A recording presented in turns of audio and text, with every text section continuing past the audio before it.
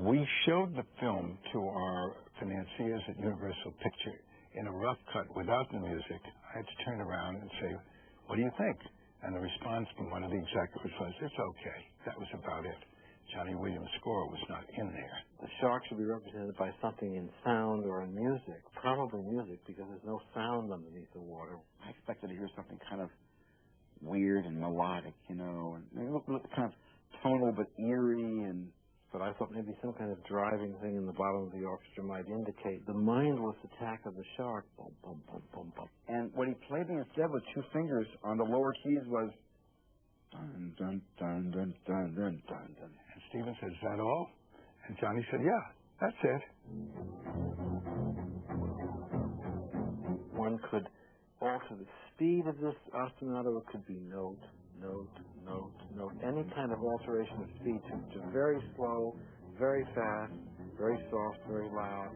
All these things can manipulate the moment. That combination of sound and image forming a memory, which can then be referred back to. And without that score, to this day, I believe the film would have only been half as successful. We had two previews. We had the first one in Dallas. Selected because it was far from salt water, and therefore would be a great test of a movie about the sea. Word got out, you know, that Jaws was being previewed that night. In those days, sneak previews gave a little hint.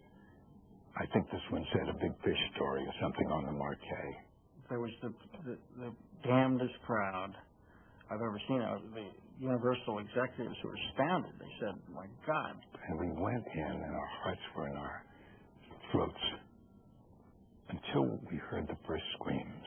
I remember David Brown and I were in the theater just, you know, banging against one another saying, it works, because they were screaming too loud. We really thought they might start laughing. We went into a nearby hotel and examined the cards that the audience filled out, giving their idea of the movie, and they were great, huge. There was such a frenzy of excitement with the audience. I mean, people were just, you know, fainting.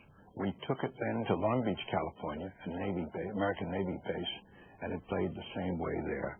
So when that preview, which is a smash preview, the scores are higher, the studio is flying on cloud nine, that they're going to make a fortune with the movie, they keep saying. There is a creature alive today who has survived millions of years of evolution without change, without passion, and without logic. The marketing of Jaws was a media event.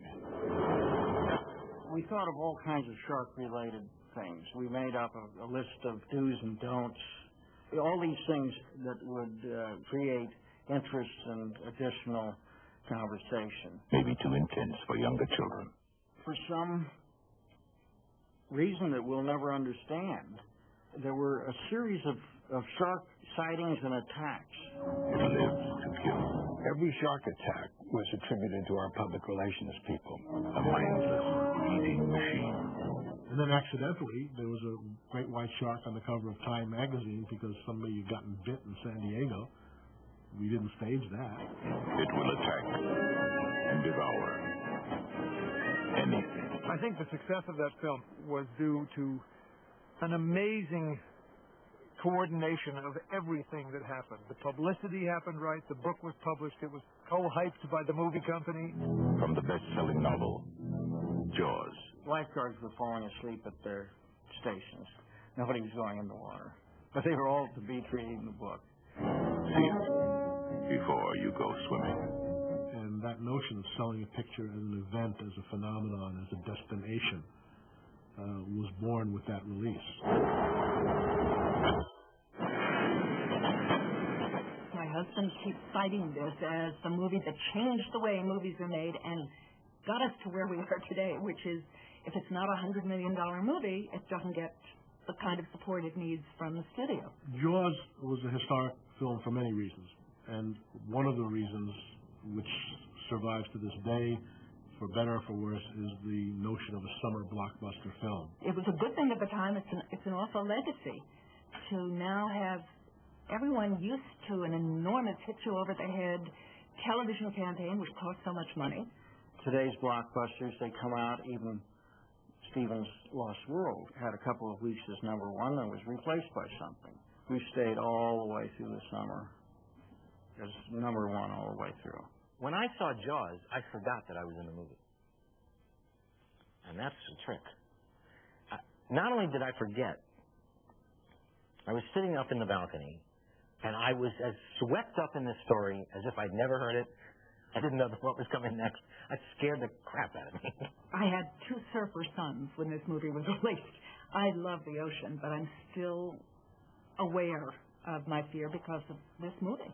And to this day, whenever I meet anyone and mention Jaws, that person says, you know, I've never felt the same in the water since I saw that movie more than 20 years ago. E.O. Wilson said, we don't just fear our predators, we are transfixed by them, prone to weave stories and fables and chatter endlessly about them, because fascination breeds preparedness, and preparedness survival.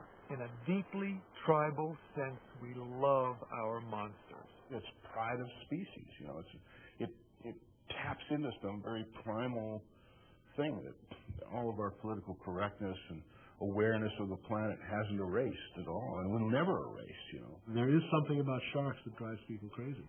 They're kind of like, you know, cockroaches and rats and snakes. They trigger some kind of primal disgust or fear. I know there was a lot of talk about the fact that I had ruined sharks and I should be cursed and all the rest. I defended. I think it was a nonsensical accusation. I think what it did, and what I find very gratifying today, is that the book and the movie are coming into the consciousness of children who weren't born when either the book or the movie was released, and they are not horrified by sharks. They are fascinated. I get 1,000 letters a year from children who want to be marine biologists, who want to study sharks. Sharks are cool, man! So I am delighted that is the long-term effect of Jaws in all of its manifestations. And meet the original Mr. Cool in 2 takes of A Shark's Tale, next on BBC Two.